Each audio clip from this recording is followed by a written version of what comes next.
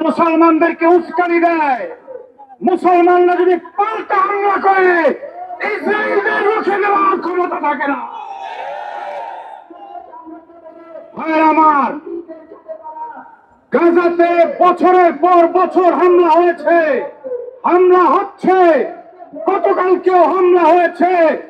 এখন আমরা শিক্ষা নিয়েছি, আমরা যদি শুধুমাত্র প্রতিবাদ করি ইসরায়েল পরাস্ত হবে না। এবার অস্ত্র ধরতে হবে, যুদ্ধ করতে হবে, শহীদ হতে হবে, রক্ত দিতে হবে। আমরা রক্ত দেওয়ার জন্য প্রস্তুত, আমরা শহীদ হওয়ার জন্য প্রস্তুত। আমাদেরকে ইসরায়েলের বিরুদ্ধে যুদ্ধ নেওয়ার জন্য সরকারের কাছে আহ্বান জানাই। আমরা আহ্বান করতে চাই এই জারজ রাষ্ট্র ইসরায়েলের বিরুদ্ধে যুদ্ধ করার জন্য মুজাহিদ বাহিনী বাংলাদেশ সরকার গঠন করবে।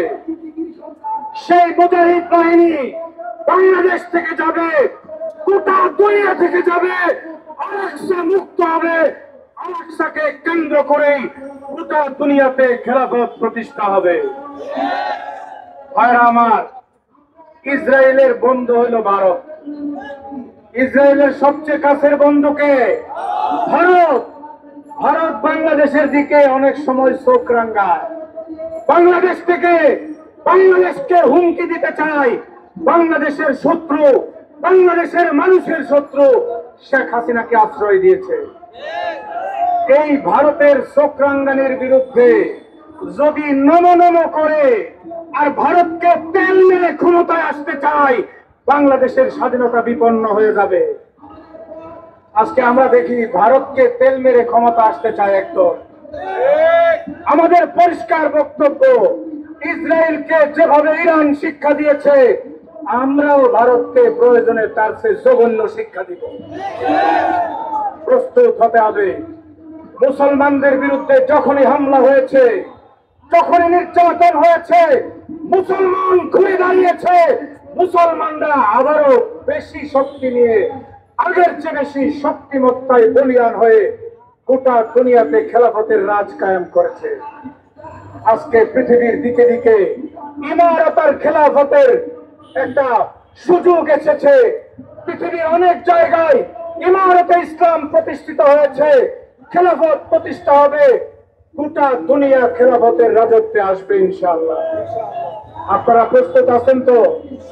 প্রস্তুত আছেন তো? রক্ত দেওয়ার জন্য প্রস্তুত আছেন? শহীদ হওয়ার জন্য প্রস্তুত আছেন? আল্লাহ কবুল করুন।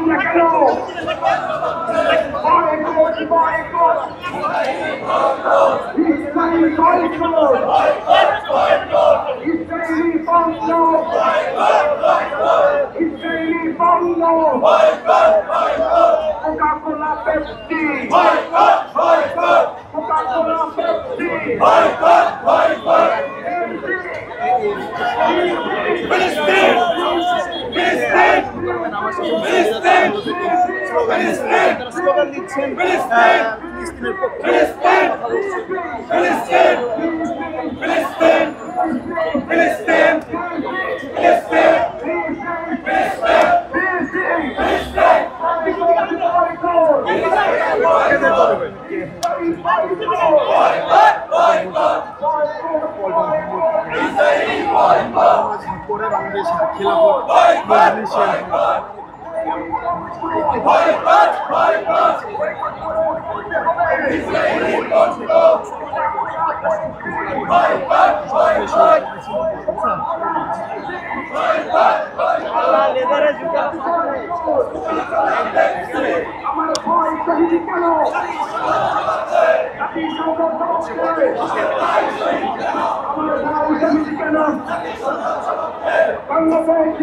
মজলিসের